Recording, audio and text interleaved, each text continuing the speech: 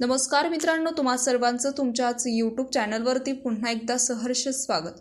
मित्रांनो, तुम्ही जर चॅनलवरती नवीन असाल तर चॅनलला सबस्क्राइब करा। शास्त्रज्ञ आणि सामाजिक कार्यकर्ते सोनम वांगचुक यांना दिल्ली पोलिसांनी ताब्यात घेतल्यानंतर रुग्णालयात दाखल करण्यात आले। दिल्ली पोलिसांच्या या कारवाईनंतर सर्वच स्तरावरून संताप व्यक्त केला जात आहे। पण दिल्ली पोलिसांनी ही कारवाई न्यायालय आणि वैद्यकीय कारणास्तव केल्याचा दावा केलाय। या पार्श्वभूमीवर ज्येष्ठ समाजसेवक अण्णा हजारे यांनी संपूर्ण प्रकरणावर प्रतिक्रिया देत केंद्र सरकारवर संवादाचा मार्ग स्वीकारण्याचा सल्ला दिलाय। सोनम वांगचुक यांनी सलग 20 दिवस उपोषण करून आपल्या मागणीकडे सरकारचे लक्ष वेधण्याचा प्रयत्न केला। अशा परिस्थितीत त्यांच्या संयमाची आणखीन परीक्षा घेणे योग्य ठरणार नाही, अशी प्रतिक्रिया अण्णा हजारे यांनी दिली आहे। कोणत्याही प्रश्नाचे उत्तर केवळ संवादातून मिळू शकते। सरकारने स्वतःहून स्वतःची भूमिका मांडावी आणि समोरच्या बाजूचे देखील म्हणणे ऐकून घ्यावे, त्यानंतरचा तोडगा काढण्याचा मार्ग मोकळा होऊ शकतो। 20 दिवस उपोषण करणाऱ्या व्यक्तीच्या सहनशक्तीची परीक्षा घेणे योग्य नाही, असा इशाराही अण्णा हजारे यांनी केंद्र सरकारला दिलाय। सोनम वांगचुक आपल्या विविध मागण्यासाठी दिल्लीतील जंतर मंतर येथे उपोषणाला बसले होते।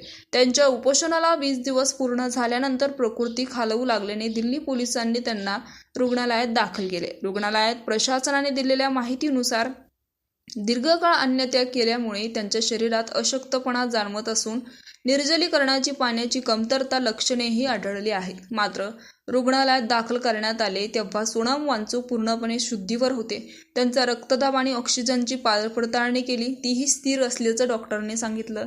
सध्या डॉक्टरांचे विशेष पथक त्यांच्या प्रकृतीवर सातत्याने लक्ष ठेवून आहेत, तसेच आवश्यक वैद्यकीय उपचार स्वीकारावेत यासाठी त्यांचे समुपदेशन करण्याचाही प्रयत्न सुरू असल्याची माहिती रुग्णालय प्रशासनाकडून देण्यात आली आहे। या आंदोलनामागील प्रमुख मागणी म्हणजे केंद्र सरकार, शिक्षण मंत्री धर्मेंद्र प्रधान यांनी नैतिक जबाबदारी स्वीकारून राजीनामा द्यावा ही होती।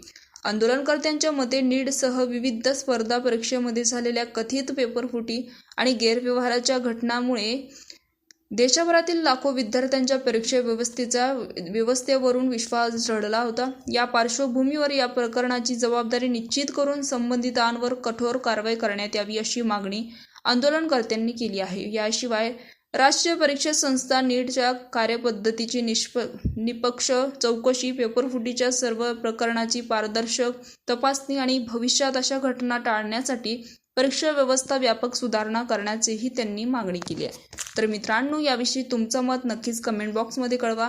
चॅनलला सबस्क्राईब करा। तूर्तास धन्यवाद। जय महाराष्ट्र।